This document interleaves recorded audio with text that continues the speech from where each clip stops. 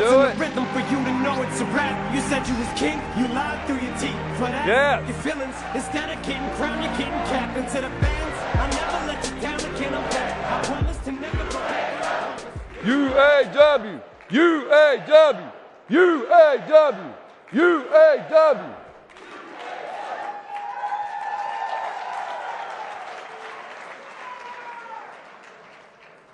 You know, every time I hear that song, Not Afraid, that was my anthem, just so you know, when I ran for this position.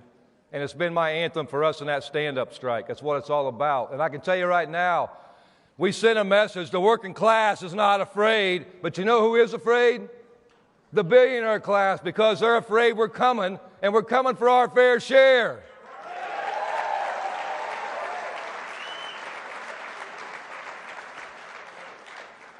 Good afternoon, UAW family. You know, as we near the end of our CAP conference, first of all, I want to thank all of you. Thank you all for being here, for being focused and doing what you do, because now we know what our marching orders are. You know, this has been an inspiring few days of strategy, discussion, and planning for the fights ahead.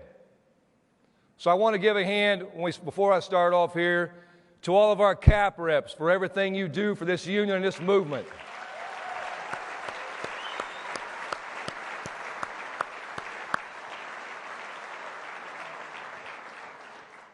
I want to recognize our fantastic CAP staff who have worked so hard to make this event a success.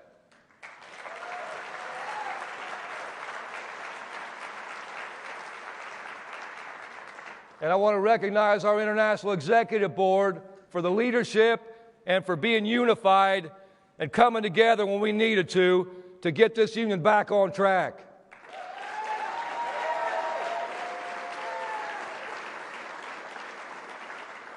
And most of all, I want to recognize our members across this country in every sector who are the only reason we're here and who are the true leaders of our movement.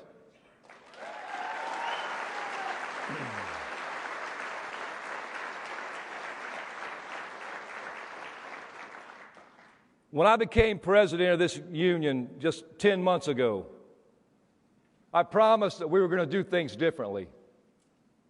I promised that we were going to return to our roots, to pursue economic and social justice, and that we would fight like hell, not just for UAW members, but for the entire working class.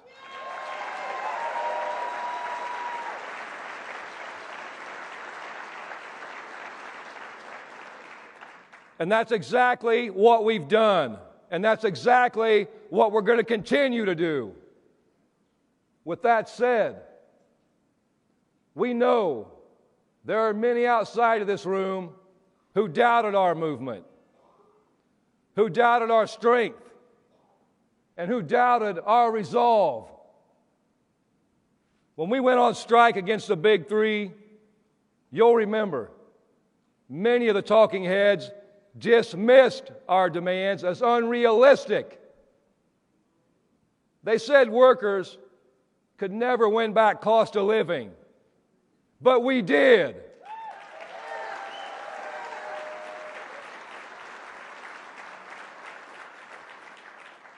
They said we couldn't bring back a plant that was scheduled to close, but we did.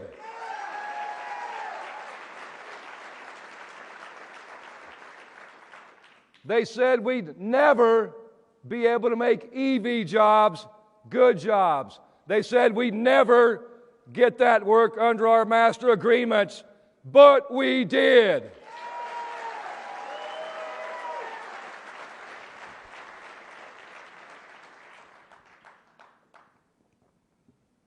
They said there's no way we can end wage tiers. But we did, winning life-changing raises for thousands of members.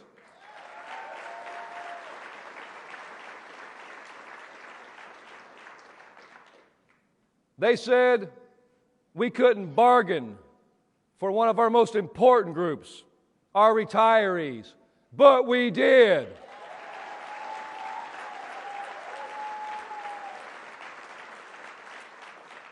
Together we moved mountains.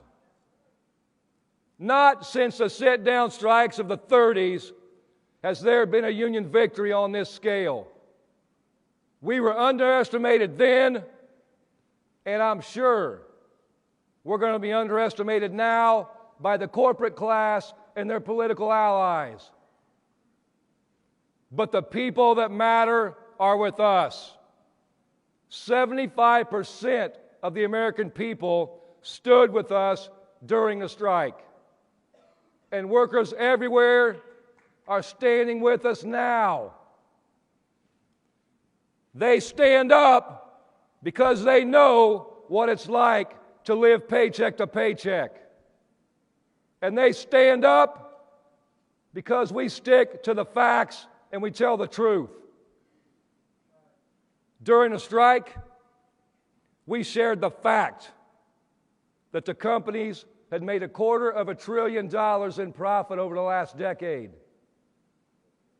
We shared the fact that the CEOs had given themselves a 40% wage increase over 4 years. And we shared the fact that workers had fallen further and further behind.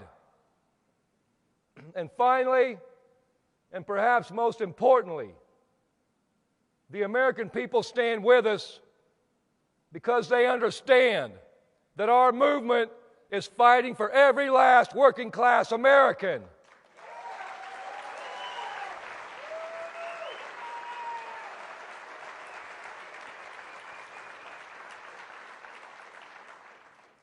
Everything we do as a union must be about taking back our power as a working class. That's what being UAW really means. It means being strategic, clear, and aggressive in our mission to win for workers everywhere. Working class people are hurting. For decades, we've been ignored at best and trampled on at worst. But we are the vast majority of society. We have the numbers and we have the votes.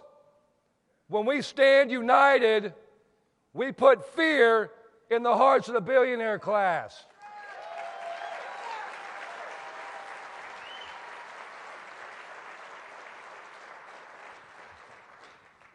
And they do what they do best. They try to weaken us by dividing us.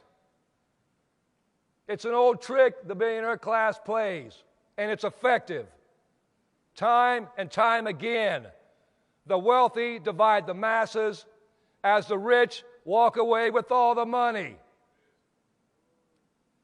They try to divide us by gender. They try to divide us by nationality. They try to divide us by race. They act like how you live your life, or where you were born, or what color your skin is a threat to the person next to you on your work site. They talk about who you love, where you're from, and how you look. The reason they do that is so they don't have to talk about who you work for, where the profits go, and who benefits.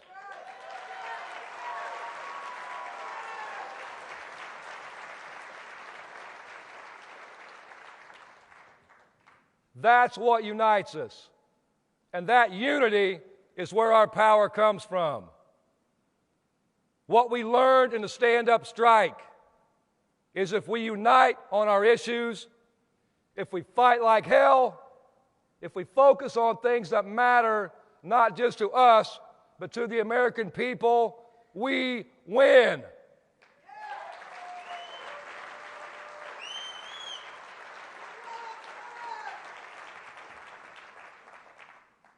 Our stand-up strike wasn't just about one contract. It's about a fight for a living wage. It's about a secure retirement. It was about health care. And it's about taking our time back and taken our lives back.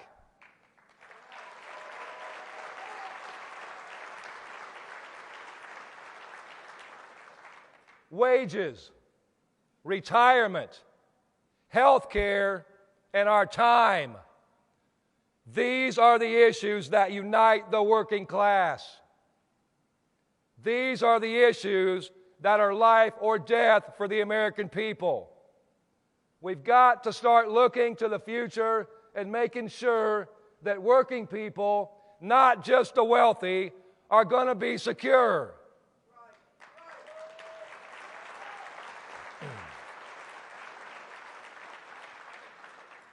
You know, we've heard a lot about a just transition. Advances in technology don't have to lead to plant closings or leave the remaining workers working harder than before. We should be the masters of technology, not let it master us and force us to work even more for less.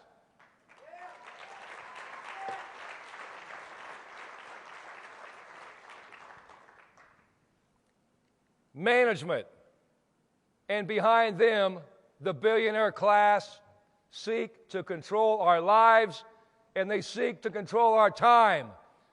They seek to control our government, and they seek to control our society. You all are here because given the choice between union solidarity and management domination, you've chosen union. You've chosen solidarity.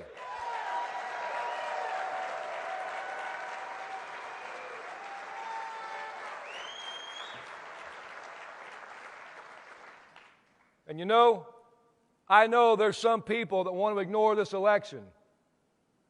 They don't want to have anything to do with politics. Other people want to argue endlessly about the latest headline or scandal or stupid quote. Elections aren't about just picking your best friend for the job or the candidate who makes you feel good. Elections are about power.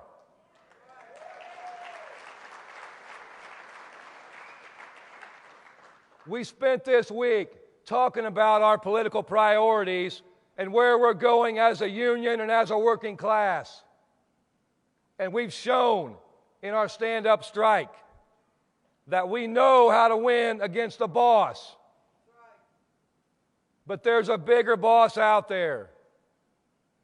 The billionaire class and their backers here in Washington, D.C. That's what we're up against. So we're going to fight like hell for retirement security for the entire working class.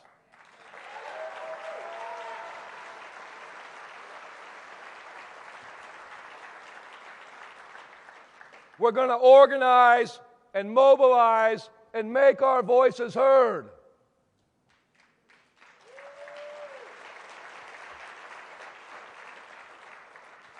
This November, we can stand up and elect someone who stands with us and supports our cause, or we can elect someone who will divide us and fight us every step of the way.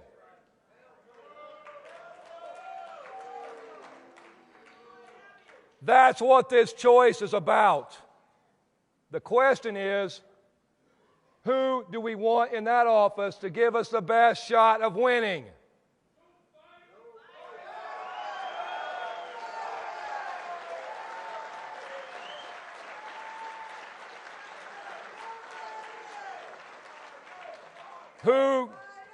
Who gives us the best shot of organizing?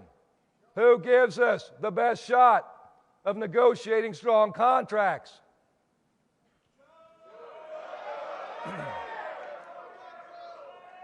Who gives us the best shot of uniting the working class and winning our fair share once again? Today, I want to talk about the choice we likely face in the presidential election this year. I don't want to talk to you about who you like the latest headline, or the Democrats or the Republicans. I want to talk about the track record. I want to talk about the facts. Our stand-up strike captured the imagination of this country because we told the truth about corporate greed.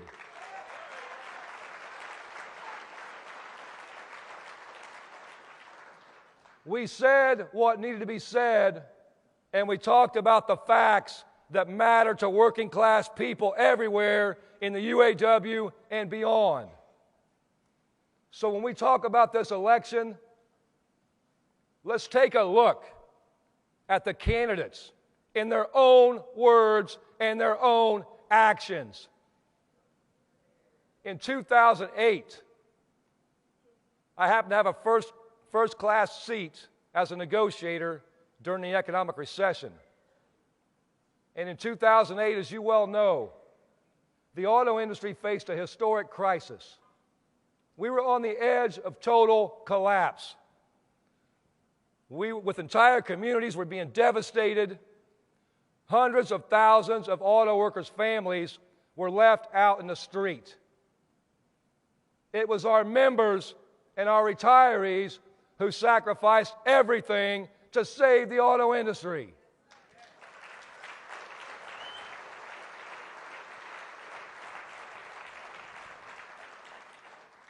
In that moment, Donald Trump said, and I quote, "I think that the unions are really, really hurting very badly what's going on with the auto industry," end of quote.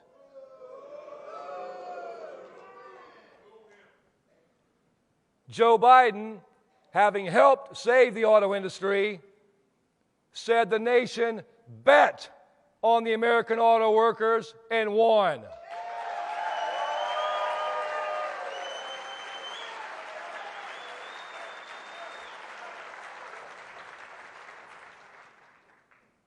In 2015, when he was first running for president, Trump went even further.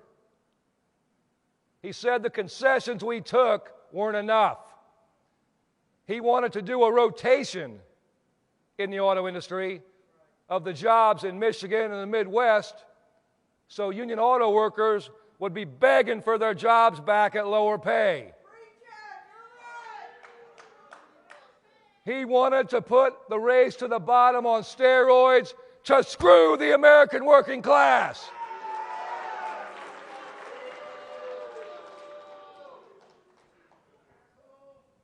Also,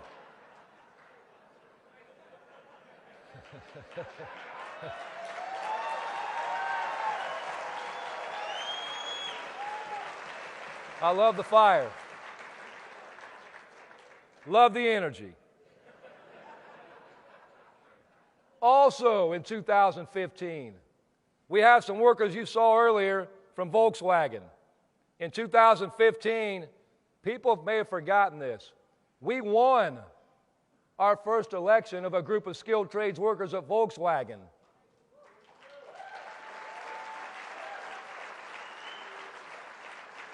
And we're still trying to organize there today. And you want to know why? Because, like always, in true fashion, the corporate class in Volkswagen defied the law and they refused to bargain. And they did this for one reason. They were dragging it out as long as they could because they knew that Trump's National Labor Relations Board would undo our victory. That set us back a decade.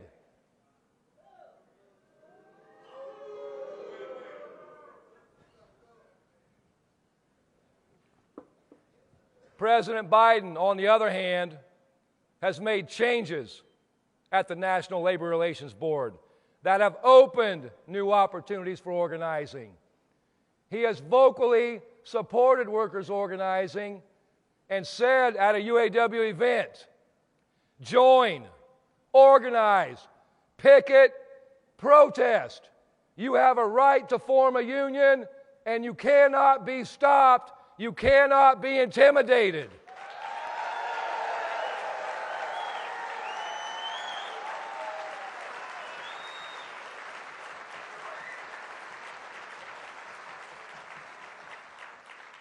It matters who runs the National Labor Relations Board.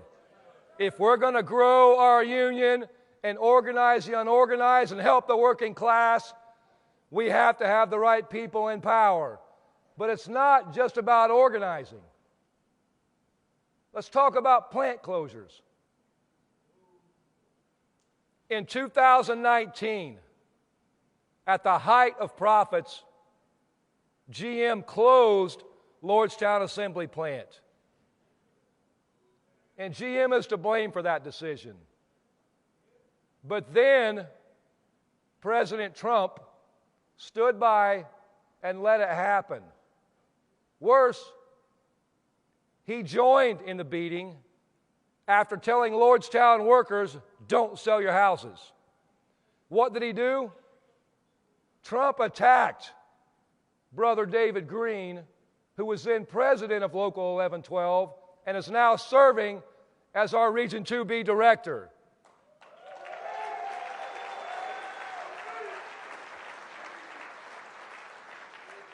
Trump said our union dues were to blame for the plant closure, when we all know it was all about corporate greed.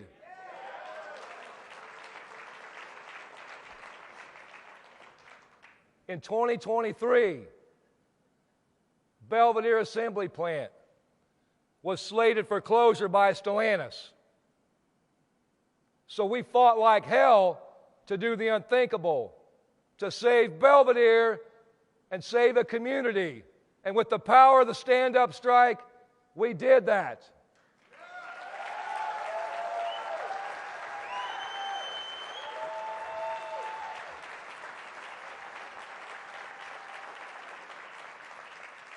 But what I don't want you to forget is we also, in that fight, had the President of the United States by our side every step of the way.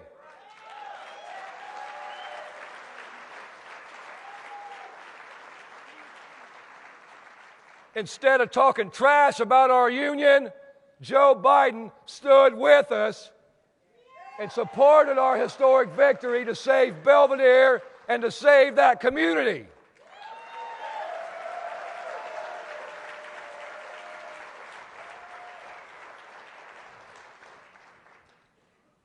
And let's talk about making history.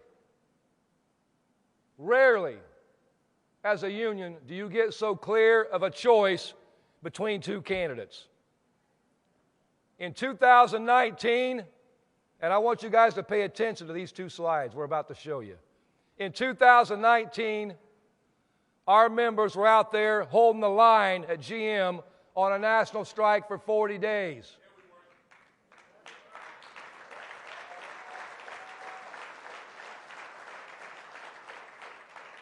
Trump was the sitting president.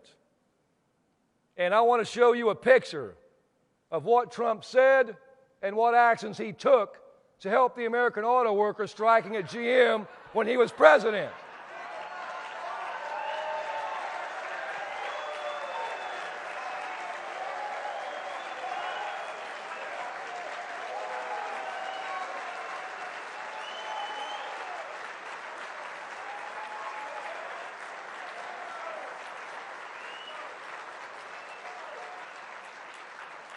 He said nothing, he did nothing, not a damn thing, because he doesn't care about the American worker.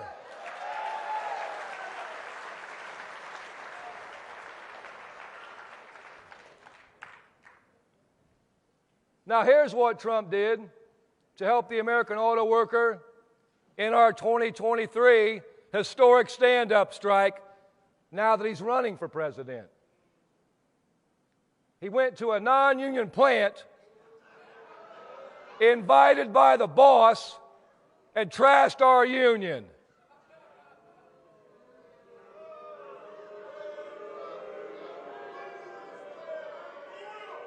That's right.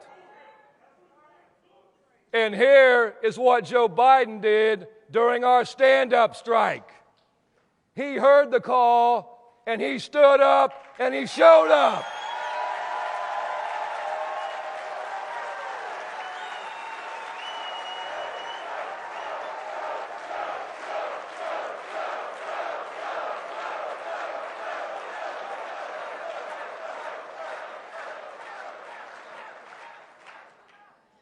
He joined us in solidarity on the picket line for the first time in our nation's history. A sitting president has ever done that.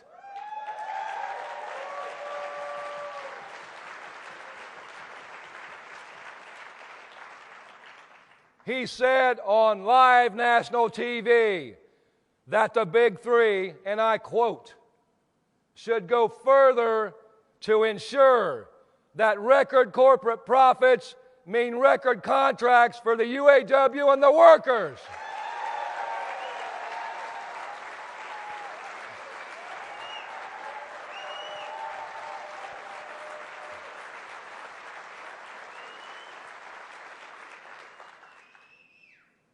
So that's the choice we face.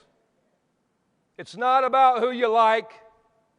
It's not about your party. It's not this bullshit about age. It's not about anything but our best shot at taking back power for the working class.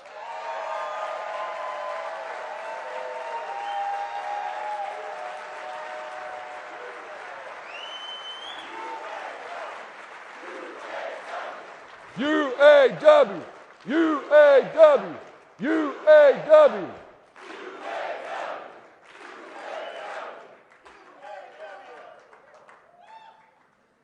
Donald Trump is a scab.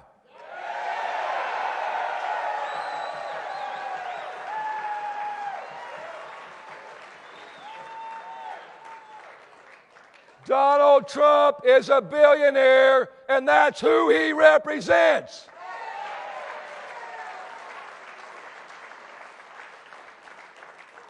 If Donald Trump ever worked in an auto plant, he wouldn't be a UAW member. He'd be a company man trying to squeeze the American worker.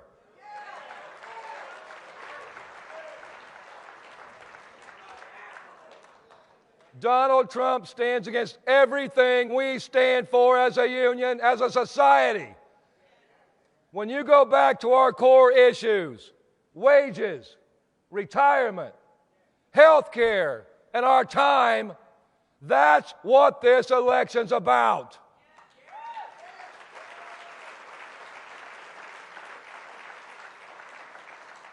This election's about who will stand up with us and who will stand in our way.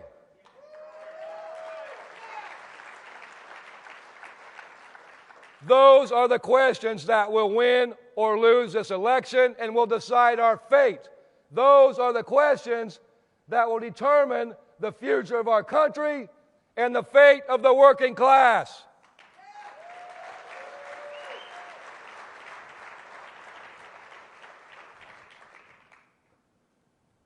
When I first came into office, we made some headlines by saying that our endorsements would be earned, not freely given.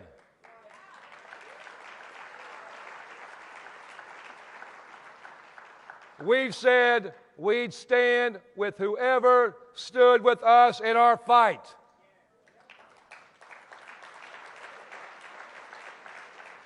Not because somebody was nice to us and we want to be nice to them, but because we need to know who's going to put up and who's going to shut up.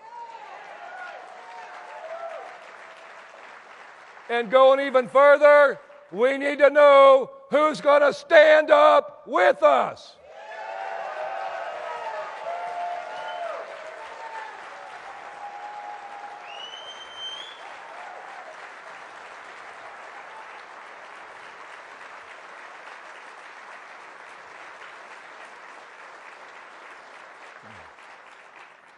And this choice is clear. Joe Biden bet on the American worker, while Donald Trump blamed the American worker.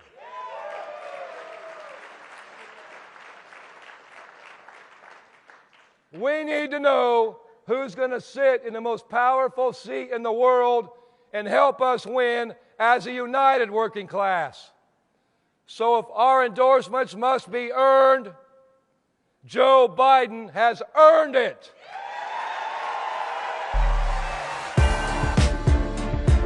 President Biden hitting the picket lines today in Michigan with thousands of United Auto Workers asking for better pay and benefits. Very unusual for a president to go to the picket line. The historic nature of this is lost on no one. You deserve the significant raise you need. We saved them. It's about time for them to step up for us. Thank you. And it's evident that President Biden's visit here today struck a chord with the labor movement in Michigan and has sent a signal around the country. Any president that puts their money where their mouth is, he said he'd walk the picket line and he is, and he's walking the walk and talking the talk. You've heard me say it many times. Wall Street didn't build the country. The middle class built the country. And unions built the middle class.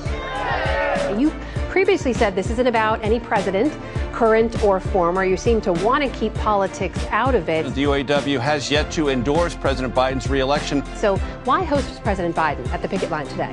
We put an invitation out there for people to join us, and the White House responded right away. It was great to see that, and we've never seen it before in the history of this nation. For a sitting president, for the first time in our history, to visit a picket line, I think that goes a long way in showing where he stands with working class people.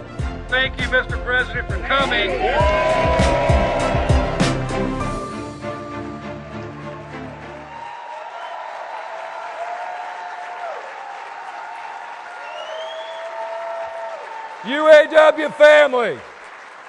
UAW family, today I'm proud to stand up here with your International Executive Board and announce that the UAW is endorsing Joe Biden for President of the United States.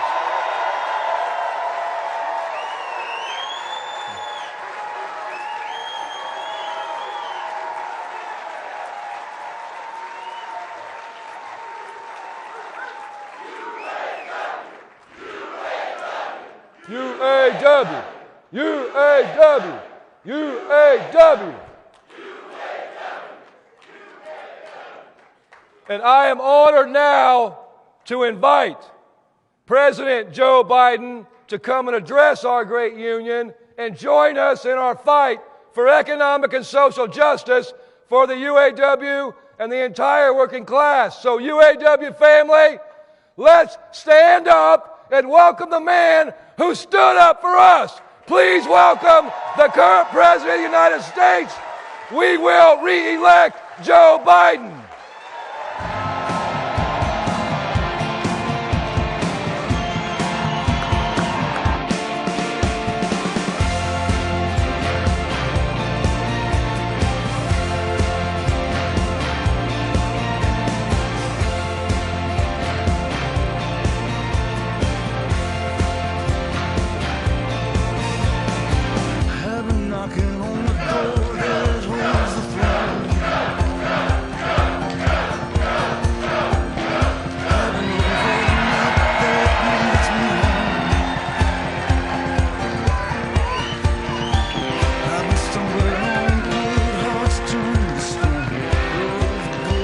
Hello, UAW!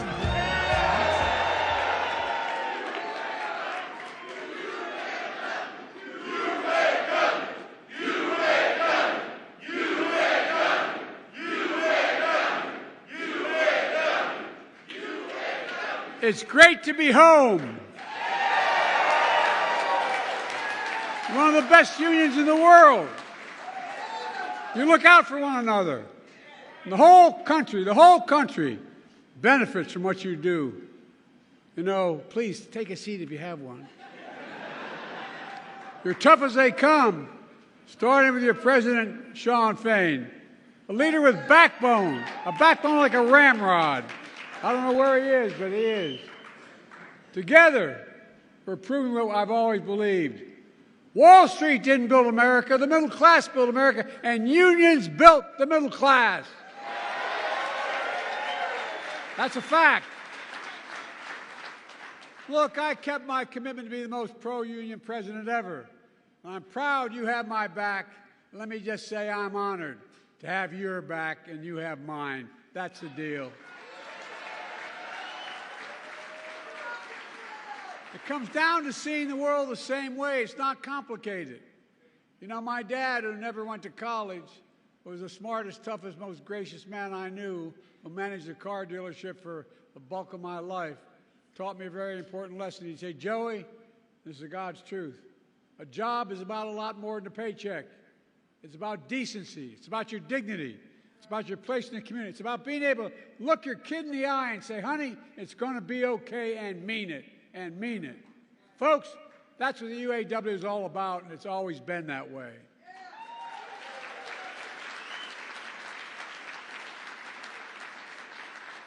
Just after the UAW was founded nearly 90 years ago, it launched what historians call the most important strike in the 20th century.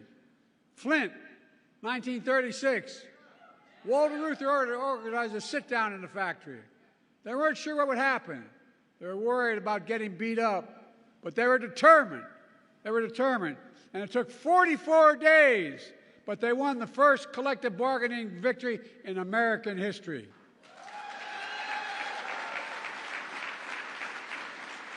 And the leadership of the UAW spread across the country. It led to the first substantial wage increase in a long time, the first cost of living allowance, the first employer-provided health care. Within 4 years, workers across the entire auto industry unionized, inspiring workers across other industries as well, giving life to new industries in the labor movement. I share that history with you because all of you made history again. I'm confident, and I mean this, 90 years from now, people are going to look back on the impact you had, you in this room. Just like them 90 years ago, you matter now. You lead. And I respect all of you here today. You represent unions that always led, always lifted, and always inspired workers. The UAW legacy from Walter Reuther to Shawn Fain today. Shawn, you took a lot of heat, but you demonstrated extraordinary leadership. You did.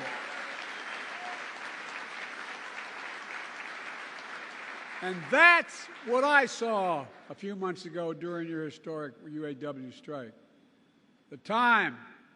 This time, in Belleville, Michigan. And I'll say I was so damn proud to stand in that picket line with you. It's not the first UAW picket line I stood in my home state of Delaware. I've done it many times. But it's the first time a president did it, I found out later.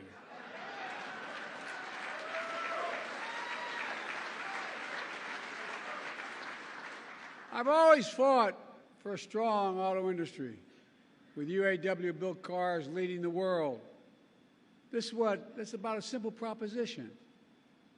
You built these iconic companies. You built GM. You built these companies.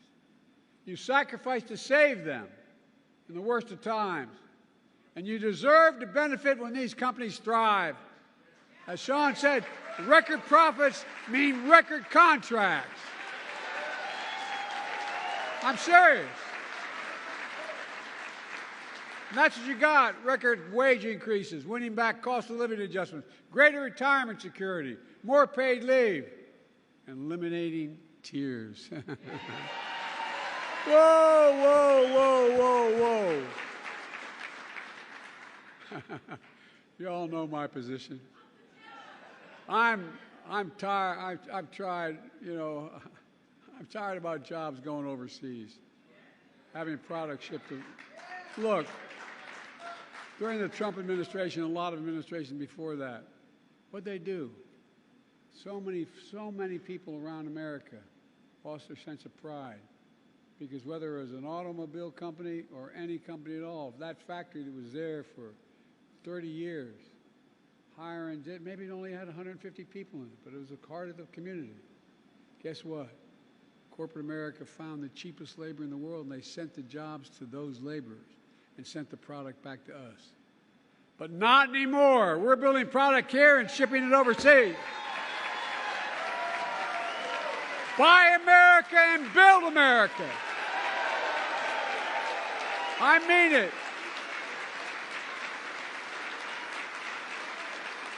And what's really important, you made sure the auto future of the world will be made in America. Oh, I mean it. I'm going to digress just a second. Most people don't know that back in the 30s, when Roosevelt was talking about the value of unions, he didn't just say unions are okay. He said any product that, in fact, any money that Congress gives the president to spend to build a product, whether it's an aircraft carrier, an automobile, a tank, or a staircase, no matter what that was, it should be built.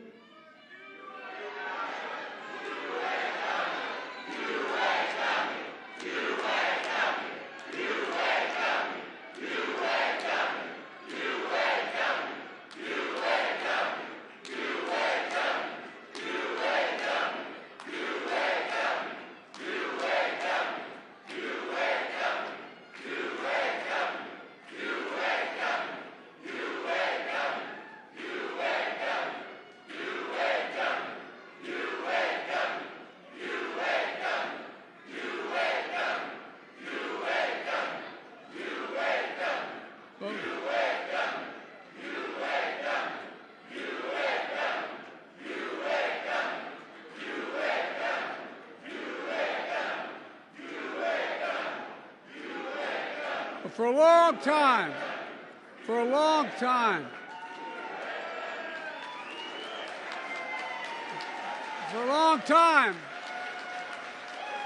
the Congress would make an appropriation and send it to the president to spend, whether it's building an aircraft carrier or a staircase. And guess what? It was supposed to be built by an American worker with American products. Well, guess what? I'm going back to that. We build in America, we buy American.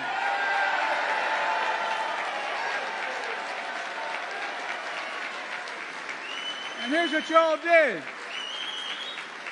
You won commitments from the big three to create thousands of more jobs, to invest tens of billions more dollars, building an auto future made in America. It wasn't just about what you did for the UAW workers. The fact is you've transformed the entire auto industry. That's not yet unionized, or as we call that, the UAW bump. Because of you, Toyota, Volkswagen, Nissan, Tulsa, all gave their workers double-digit raises. Because of you. Workers across the country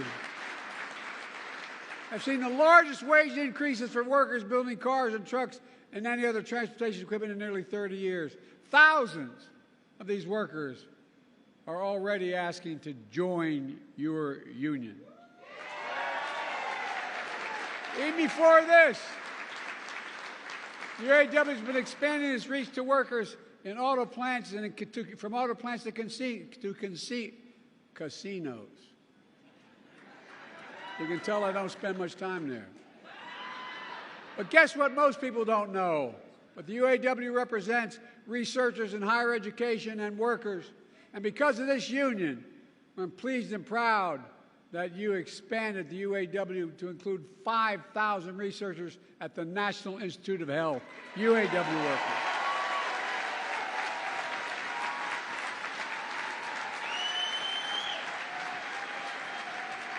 I, honest to God, have always believed that the union movement in America is important because it produces the best skilled workers in the world. That's what happens. It's good for everybody. It's good for companies. It increases the quality of the jobs, the quality of the products, and it's good for economic growth. In fact, I asked, which is unusual for a president to do, I asked the Treasury Department to do a significant study, the most comprehensive report ever, detailing how unions are good for all workers, including non-union workers, how they found that unions raise standards across workplaces and industry, improving skills and safety, pushing up wages, strengthening the benefits for everyone. It matters. It matters, it matters. And some in corporate America finally began to figure it out. And look at what we're doing. It's good for workers and companies. Since I took office, we've attracted billions of dollars in investment here in the United States. We supercharged advanced manufacturing, including electric vehicles made by union workers in America. China's determined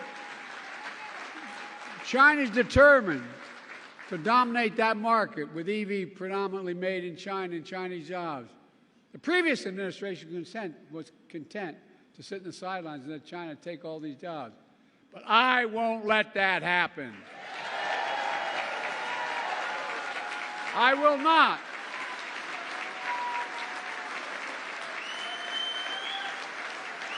That's why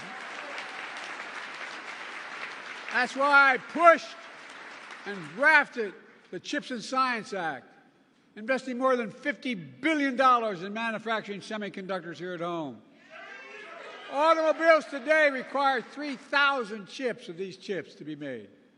That's why my bipartisan infrastructure law is building a network of 500,000 electric vehicle charging stations all across America, installed by your brothers and sisters of the IABW. That's what's doing it.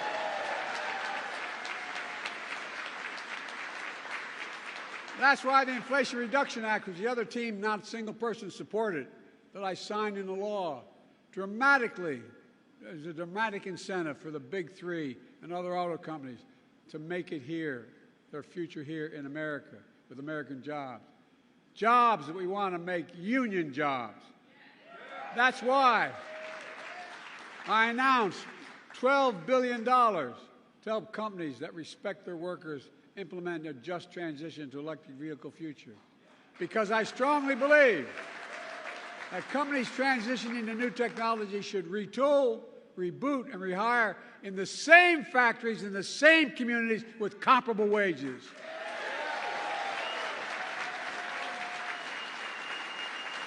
And existing union workers should have the first shot at those jobs.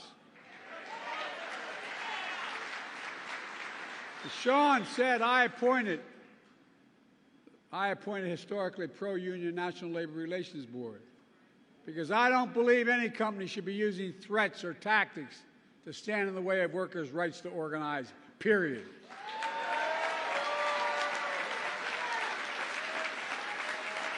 And folks,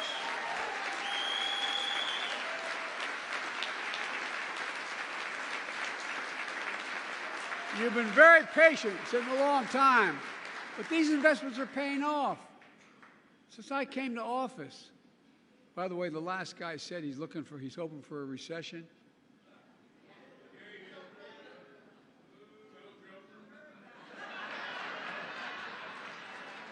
Because he does not want to be the next Herbert Hoover. He's already Herbert Hoover. He's the only president other than Herbert Hoover who lost jobs when he was president. Look, since I came to office, with your help, we've created 14 million new jobs. 14 million. Nearly 800,000 manufacturing jobs nationwide.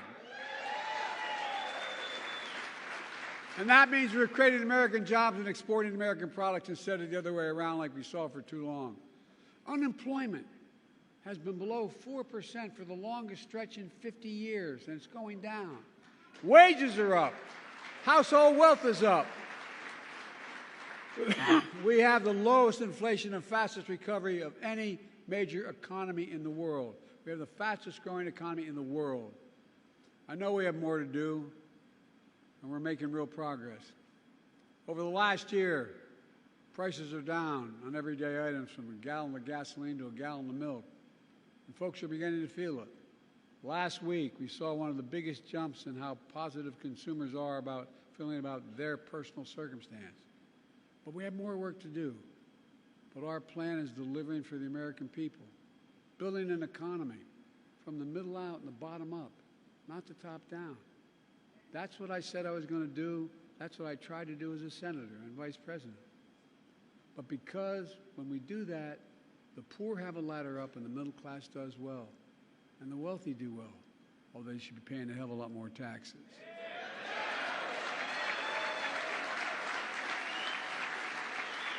We all do well.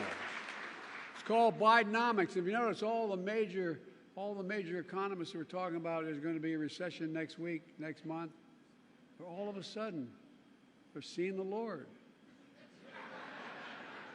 I'm a little worried. Some of the major economists in American history are now giving me credit. It's like, oh, God, what's going on? But look, all kidding aside, this is a fundamental break from what used to be called trickle-down economics that some Democrat presidents did as well as Republicans. You know, I sat, not a lot trickled down on my dad's kitchen table growing up. There wasn't a lot. The idea was that the wealthy do very well, there'll be a lot left over, and it'll trickle down to ordinary folks. Well, guess what? That trickle-down economy was supercharged by my predecessor. It cut taxes for the very wealthy and the biggest corporations. It shipped good-paying jobs overseas because labor was cheaper. It shrank public investment in infrastructure and education, invested less. It hollowed out entire communities, closing factories. I'm not making this up. You know this to be true. Closing factories, attacking unions, leaving too many Americans behind. In fact, when Donald Trump was in office, 6 auto factories closed around the country. Tens of thousands of auto jobs were lost nationwide during Trump's presidency. During my presidency, we've opened 20 auto factories and more to come. We've created more than 250,000 auto jobs all across America. And while I stood in solidarity with you on the picket line, as your president said, I went on a picket line, Donald Trump went to a non-union shop and attacked you. Let me tell you something I learned a long time ago. If I'm going to be in a fight, I want to be in a fight with you, the UAW, with you. No, I mean it. We have a big fight in front of us.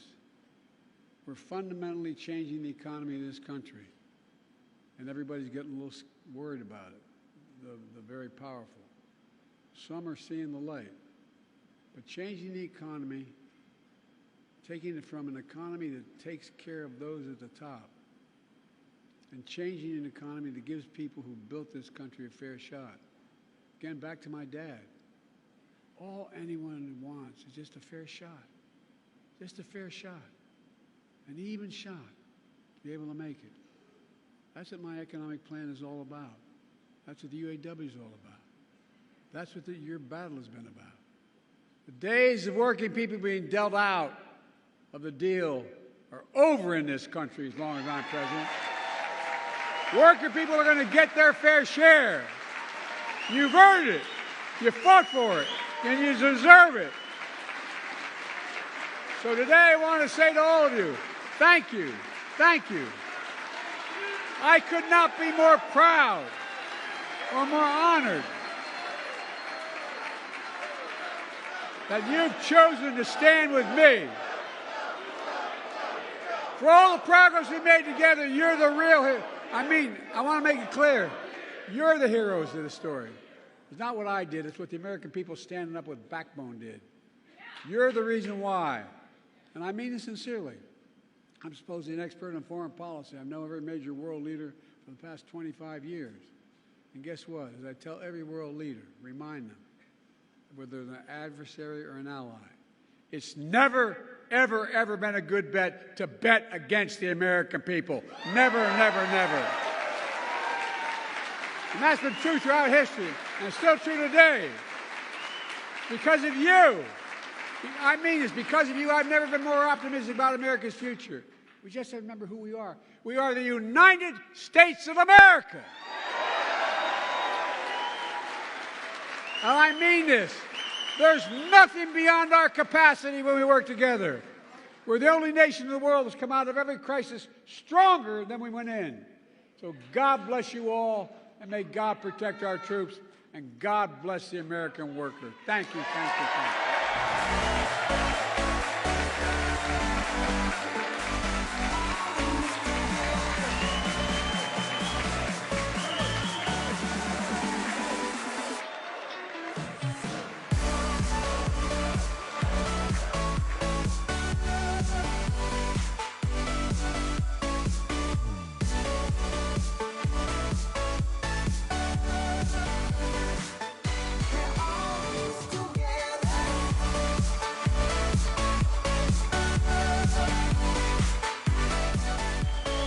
Every time I'd walk out of my grandfather Finnegan's house up in Scranton, he'd yell, "Joey, keep the faith." My grandmother would come to the door and say, "No, Joey, spread it. Let's spread the faith."